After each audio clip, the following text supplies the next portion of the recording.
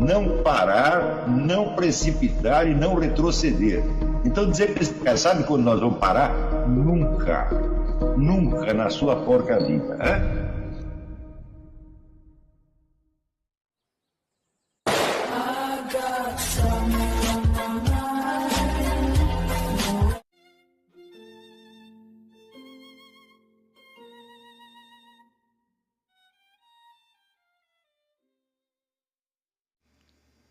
E aí pessoal, tranquilo? Então vem aqui antes do vídeo começar, pedir para vocês se inscreverem, quem não for inscrito, compartilhar, curtir, comentar. Quem puder seja membro do canal, que isso ajuda bastante. Tem também o link do Apoia-se. Quem puder ajudar nosso canal e apoiar financeiramente vai ser muito bem-vindo. Mas o mais importante é transmitir o conteúdo e os conhecimentos do professor Olavo de Carvalho para mais e mais brasileiros. Então compartilhe e ajude aí nossa causa. Muito obrigado a todos os membros, apoiadores do canal. Fico muito feliz. Tenho certeza que a gente está no caminho certo. Então fiquem com o vídeo e até mais. Valeu! Antônio Vargas pergunta: primeiro, obrigado pelas aulas que acompanham com atraso e lentidão, mas também com grande proveito. A pergunta que faço não se refere a nenhuma aula específica, mas diz respeito ao artigo recente Filósofos no Exílio. Estudo na Alemanha e penso já sobre onde farei minha carreira futura. A miséria intelectual do Brasil me põe um problema. Por um lado, voltar ao Brasil me parece uma temeridade, pois me colocarei voluntariamente num ambiente que combate e mina a vida intelectual. Por outro, quando penso o quanto trabalho há para ser feito na restauração da alta cultura nacional, penso que é quase uma obrigação voltar à caverna brasileira, não por patriotismo, mas por dever para com a vocação de ser professor e filósofo. Que dever temos para com a missão de restaurar a alta cultura nacional? É preciso morar no Brasil para cumpri-la efetivamente? Desde o exterior, o senhor fez mais que qualquer outro pelo país, mas qual é a sua recomendação para os alunos? Lembro também que o senhor já mencionou a possibilidade de formar uma cultura brasileira no exílio. Bom, então, em primeiro lugar, estar fora do Brasil é uma imensa vantagem. Né? Uma das coisas que me inspiraram quando eu vim para cá foi uma frase de Lenin, que disse: as revoluções se fazem do exterior. Né? Sempre me pareceu assim que, numa briga, enquanto você está sentindo dor, você não pode fazer nada. Só quando você se torna insensível, que daí você tem mais a condição de você reagir. Você tem que passar do passivo para o ativo. Então, a minha ideia foi transformar, vamos dizer, no Brasil eu estava sofrendo muito com a percepção dessa miséria toda. Né? Eu falei, não, eu continuo percebendo a miséria, estou atento a ela, tá certo? Mas agora eu estou me colocando menos na posição do doente do que na posição do médico que está cuidando de um paciente. Então, eu preciso tirar uma certa distância, não para me desinteressar da coisa, mas para me interessar de uma outra maneira. Quer dizer, passar, por assim dizer, da autopiedade para a generosidade. Não que eu fosse muito afetado de autopiedade, graças a Deus nunca fui muito isso, mas o Brasil estava realmente me fazendo mais mal do que eu estava aguentando, como é que se diz, me vacinar, me isolar da coisa. Né? A gente deve estar sensível ao problema, deve estar aberto, mas com um espírito de generosidade, de bondade e não de auto-vitimização. Se Deus trouxe esses problemas para nós, é porque Ele acha que nós somos capazes, de alguma maneira, de enfrentá-lo e não somente de ficar padecendo. Eu realmente acredito que a única coisa a fazer é restaurar uma alta cultura nacional e toda a atividade política, militante, nesse momento é uma perda de tempo, além de ser é um negócio absolutamente patético. As pessoas dizem, não, eu quero me candidatar a vereador, candidatar a deputado, eu quero criar um partido. Então, tudo isso é absolutamente ridículo. São pessoas que não têm ideia da profundidade da mutação que foi feita no Brasil ao longo dos últimos 40 anos. Quer dizer, tudo isto que aconteceu foi planejado desde os anos 60 por muita gente que, vamos dizer, garanto que não tem QI 12. Né? Se você... aqueles que tiverem interesse em rastrear a história brasileira, procurem ler os números da revista Civilização Brasileira, que foi o primeiro sinal de resposta da intelectualidade esquerdista ao que estava acontecendo. E vocês vão ver a profundidade e a seriedade do debate, do autoexame que essa esquerda brasileira fez, tá certo? E também o material imenso que eles tiveram que absorver do exterior para poder reagir ao que estava acontecendo e refazer seus planos. O pessoal que estava no governo, a milicada, não tem a menor ideia do que estava acontecendo. Para eles tinham a concepção que eles faziam do comunismo e tal era baseada numa época anterior. Eles não acompanharam nada disso. Vamos dizer, que eu saiba, o primeiro sinal de que um milico tinha lido Antônio Gramsci, por exemplo, veio 8 anos depois de eu publicar A Nova Era da Revolução Cultural. Então, o general Fábrica, que é um homem muito inteligente, foi o primeiro milico de alta patente a dar o sinal de que tinha lido o meu livro. E acordou, olha, existe o tal do Gramsci, mas isso foi, o livro saiu em 93. O artigo saiu em 2001.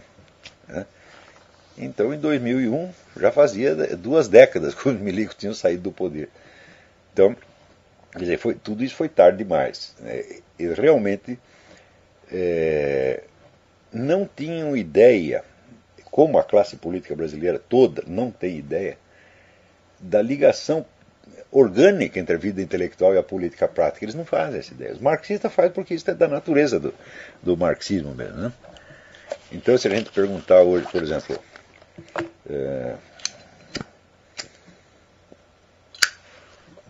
quais são os novos filósofos marxistas que estão aparecendo aí, né? Que apareceram na China, por exemplo, no Vietnã. Então, dificilmente você encontra algum político, né? Mesmo pessoa de nível de governo, que se interesse por isso. E o desinteresse é absolutamente suicida. Porque no marxismo tudo começa com especulação de intelectual. E é assim que se faz história mesmo, entendeu? Então tem que começar pela alta cultura. Né? Então alguém até aqui me pergunta, falou, vocês misturando uma pergunta com outra, apareceu uma outra pergunta dizendo, olha, você cita a frase do Hugo von Hofmannsthal que diz que nada está na política de um país que primeiro não esteja na sua literatura. E pergunta, quais são as ideias, as obras literárias que anunciam a modernidade? Eu digo, mas olha, todas na época. Então, primeiro, quando aparece, por exemplo, o teatro clássico, tá certo? Aí, logo depois da Renascença, né, com Corneille, Racine, né, você vê que eles pegam as concepções aristotélicas e as aplicam de maneira geométrica, assim, matemática, como se fosse uma regra infalível. Né? Então, para você ver que nem tudo foi platonismo na época, houve uma espécie de império de Aristóteles na literatura. Então, as obras tinham que ser assim calculadas de acordo com uma regra X. Tá certo? Quando, se você pegar a arte poética de Boileau, né, a poesia de Ronsard, você vê que eles começam a dar uma certa atenção ao aspecto formal, geométrico da coisa, como nunca ninguém tinha dado antes. Tá certo? Então, a ideia dessa perfeição geométrica, né, ela, vamos dizer, se sobrepõe muito ao senso de realidade. Se você compara, por exemplo, o teatro clássico francês com Shakespeare, Shakespeare ele ecoa uma época anterior. Shakespeare é muito mais medieval do que renascentista. Isso é um consenso dos intérpretes, é esse. Você vê que até o século XVIII, por exemplo, Voltaire considerava Shakespeare um bárbaro. Ele lia e falava, mas isso não é literatura, esse negócio aqui é muito tosco, é muito primitivo. Né? Então,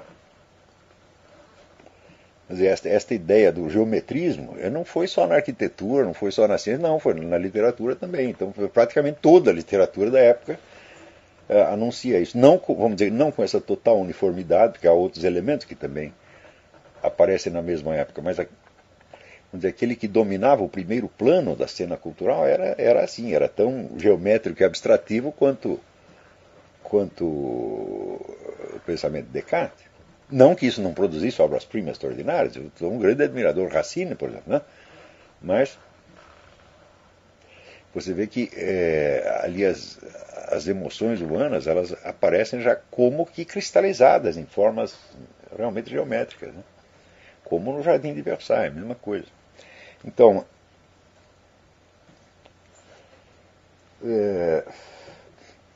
mas eu disse isso só para ilustrar, né, a ideia de que tudo começa na alta cultura, na literatura de imaginação, etc. E isto é a única coisa que nós podemos fazer. E isto é o nosso dever. E especificamente o dever dos alunos deste curso, porque não há outro que esteja... Não há mais ninguém que esteja preocupado com isso no Brasil do que nós. Tem gente que diz que queremos fazer divulgação cultural, etc. Mas isso não se trata de divulgação. Se trata de criar a cultura. Vai divulgar o quê? O que não existe? Né? Por exemplo, você traduzir livros estrangeiros é importante até certo ponto. Porque se nós estamos falando de uma elite cultural, bom, a elite é capaz de ler em inglês, francês, alemão, italiano, essa coisa toda, então não precisa das traduções. As traduções são uma coisa mais para o povão. Né? E além disso, os livros brasileiros são até mais caros. Né? Aqui eu compro livros que eu jamais poderia comprar no Brasil. Chego a comprar livros aqui que no Brasil eu desejei durante 4 décadas. Né? Você não tinha dinheiro para comprar. Né? Eu leio o Le Temps de l'Homme, o Festival de Lubix. Eu quis esse livro durante 40 anos, só pude comprar aqui. Né?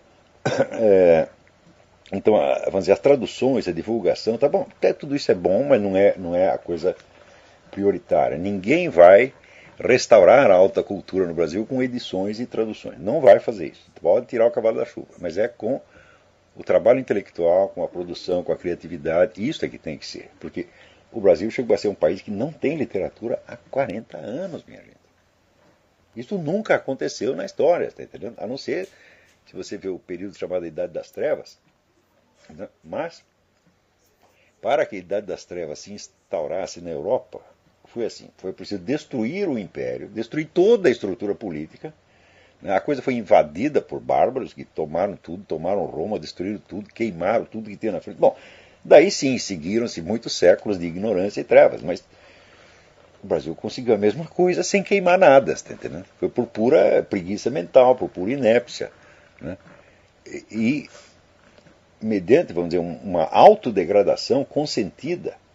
O Brasil não sofreu guerra, não sofreu terremoto, nada que justificasse uma decadência, não foi invadido do exterior, foi assim, foi sem vergonhice mesmo, está entendendo?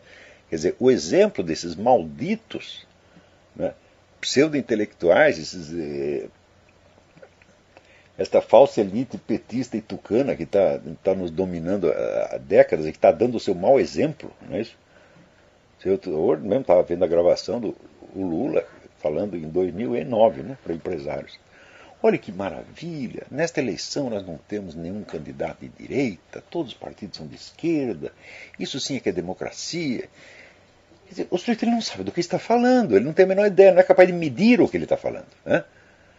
Quer dizer, aquele ponto de vista, vamos dizer, do espertalhão, onde a vitória dele é tudo. Eu digo, olha, sim, a vitória é boa, mas não a todo preço. Não é isso? Sim, que o meu partido vença, todo mundo quer que o seu partido vença, mas não à custa de destruir tudo. Não é isso? E o indivíduo não tem ideia da devastação. Né? Então ele chega ali e se gaba. Ah, agora não precisamos mais dizer fora FMI, porque agora é a FMI que deve dinheiro para nós, deve 10 bilhões. Eu digo sim, e nós devemos 1 trilhão e não sei quanto. E o cara não é capaz de fazer a conta entre o crédito e o débito. Né? E essas pessoas que estão governando o país. E ele lá se gabando. Fui eu e o Fernando Henrique que fizemos isso. Claro, foram vocês dois mesmo. Né? Então, olha, hoje alguém me mandou aqui, eu não sei de onde que foi o André França que mandou, mas eu não sei de onde ele tirou, eu sei que se foi ele que coletou, mas o Brasil, país campeão. Né? Então, o Brasil é campeão de homicídios, né? É o campeão inverso de generosidade e doações na lista dos países que doam para os pobres. O Brasil está em 76º lugar, quer dizer, ninguém dá nada para ninguém. Né? Além de ser o país mais burro do mundo, os nossos alunos tiram sempre os últimos lugares nos testes internacionais. Não tem uma única universidade nossa na lista das 100 melhores do mundo. Né? O estudante brasileiro lê 1,8 livro por ano. No curso de pós-graduação lá da Administração Pública do Paraná, quer dizer, eu falando com futuros administradores públicos, eu disse para eles que um especialista tem que ler pelo menos 80 livros da sua área por ano, para ele saber o que está se passando. As pessoas olhavam umas para as outras, 80! Né? Como se eu fosse um monstro, eu estou impondo para eles uma coisa desumana. Né? O que mais? É um dos campeões de corrupção do mundo, né? Um dos campeões de consumo de droga, é o terceiro, não é o primeiro, mas é o terceiro no ranking da prostituição. Eu acho que acima só está a Tailândia, e fiz alguma coisa. Né? É o quarto país campeão de pedofilia. Né? É o país recordista em divórcios, onde mais tem divórcio no mundo. é um dos recordistas de suicídio, é o campeão absoluto de violência no trânsito, é o campeão de infidelidade conjugal, é o campeão de impostos e tarifas telefônicas altas, né? É o primeiro na lista dos países perigosos para os turistas, é o campeão de criação de leis e normas, campeão de burocracia, né? É o campeão do uso de remédios para emagrecer e o campeão de cirurgias plásticas com finalidade estética. Eu digo, o que é isso? Esse povo não é humano mais. Eles estão abaixo da humanidade. O cachorro tem mais dignidade do que isto, pô. Então, é esta a grande obra desta elite que foi criada na USP. Então, quando eu digo a USP devia ser fechada, transformada no estacionamento, eu sei o que eu estou falando. Talvez não toda a USP, porque tem umas áreas aí que funcionam, pela parte de biologia, essa coisa funciona, mas a parte de filosofia e ciências humanas devia se transformar num estacionamento de velocípede, né?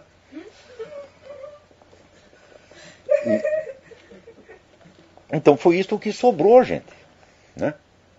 Então, olha, quem escolheu meu nome foi minha avó. Ela não, acho que talvez não soubesse, mas Olavo quer dizer sobrevivente. Então, se eu morreu, todo mundo sobrou eu. Então, o que eu tenho que fazer?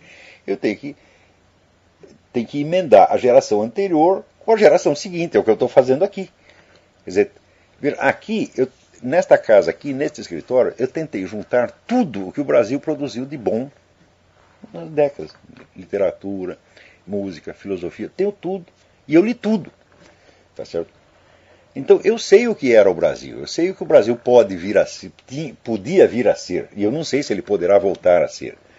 E também nós não temos que perguntar se isso é possível, nós temos que fazer a nossa parte. Quem decide se é possível não é Deus, nós só decidimos o que nós vamos fazer.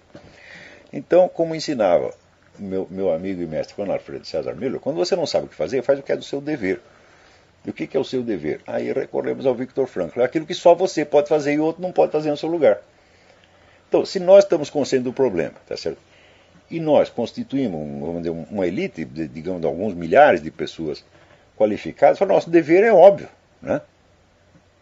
Nós temos que criar, de novo, coisas que sejam dignas do que os brasileiros já criaram no passado, né?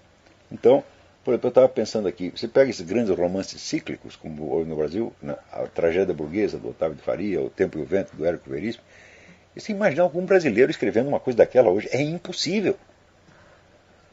Olha, o Érico Veríssimo não era nenhum grande intelectual, né? Tinha até umas ideias idiotas, mas o que o sujeito teve que estudar e absorver da história do seu estado para escrever aquela epopeia não é brincadeira.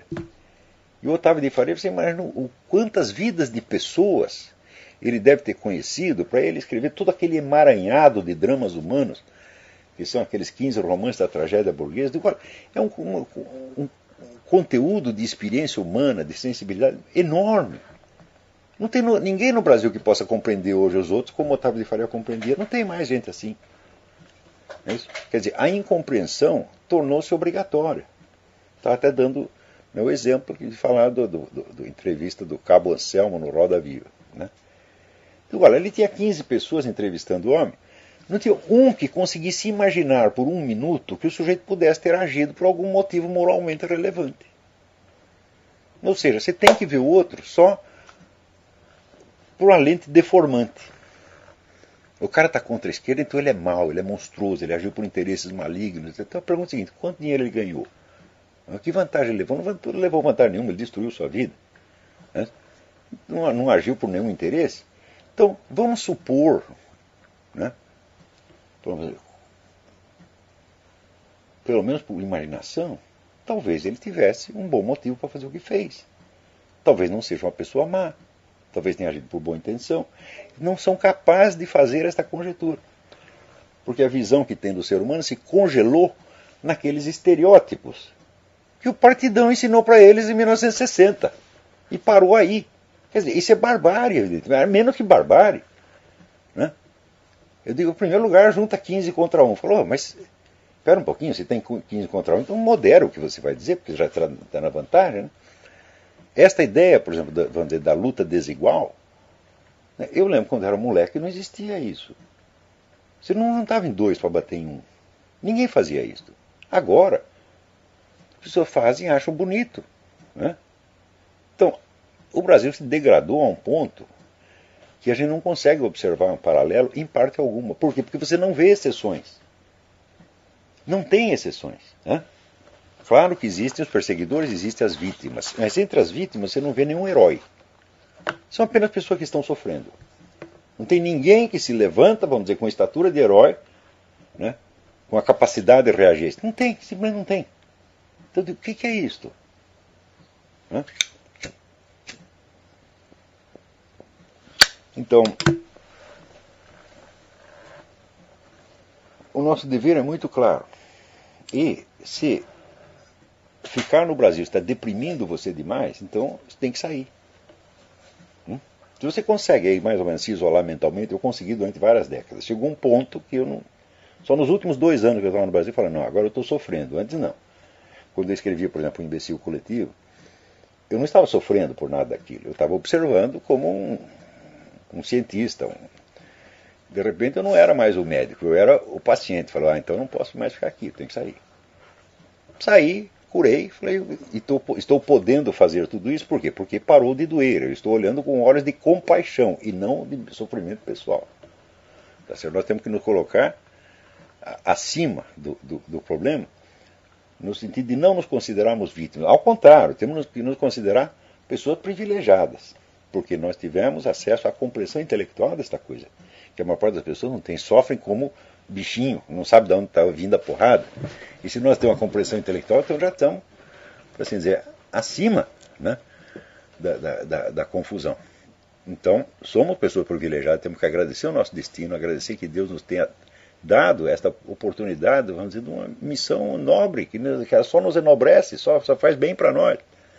Então, nós não somos as vítimas. Então, Antônio Vargas, se você está no exterior e está conseguindo pensar sobre isto sem se sentir uma vítima pessoal, então fique aí, faz o seu trabalho daí, não perca o contato com o Brasil. Puxe do Brasil tudo que é bom. Agora, por exemplo, alguém me manda essa apostila Zé Leite Lopes, olha que coisa boa, né? Então, faça um museu do Brasil na sua casa, como eu estou fazendo aqui. Né? Eu pensei, daqui a pouco, este conjunto de coisas que o Brasil criou, ninguém mais vai conhecer, só vai existir aqui. Onde está isso aí? Está lá na Virgínia. Né? Bom, primeira vez que eu vim aqui, eu estive em Indiana, estava na Universidade de Indiana, e de repente eu vi um baita edifício lá, e falei, o que é isso aí? Ah, isso é um Instituto de Estudos Brasileiros. Eu falei, no Brasil não tem um desse tamanho. Né? Eu não sei o que tinha lá dentro, mas pelo menos grande era. Né? Então, e se o melhor do Brasil está espalhado pelo mundo, eu falei, bom, isso já aconteceu com outros países em outras épocas. Né?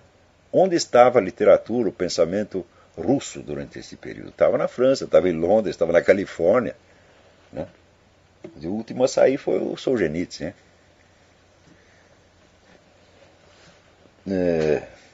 Bom, eu acho que não há mais tempo de nós.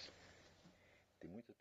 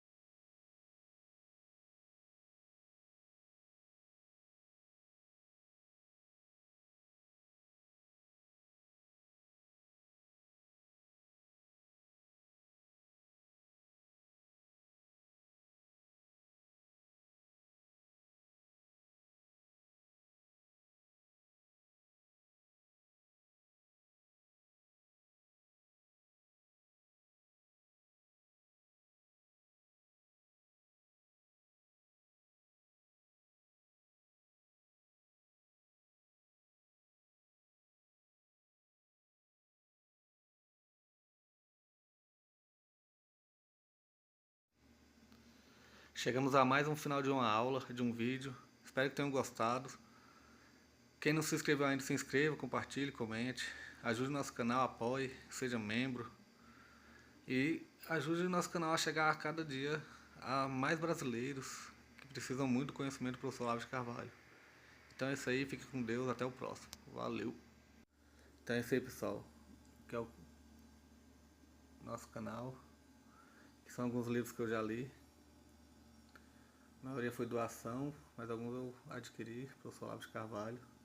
Alguns livros se perderam aí que eu emprestei. Professor Alexandre Costa. A Bíblia Sagrada. 10 lições sobre Karl Marx. Indico a não ler esse livro, que é muito ruim mesmo. Alguns pensadores aqui que realmente, como o professor Olavo de Carvalho disse, não são pensadores. Valeu, tamo junto aí. Apoie nosso canal, seja membro.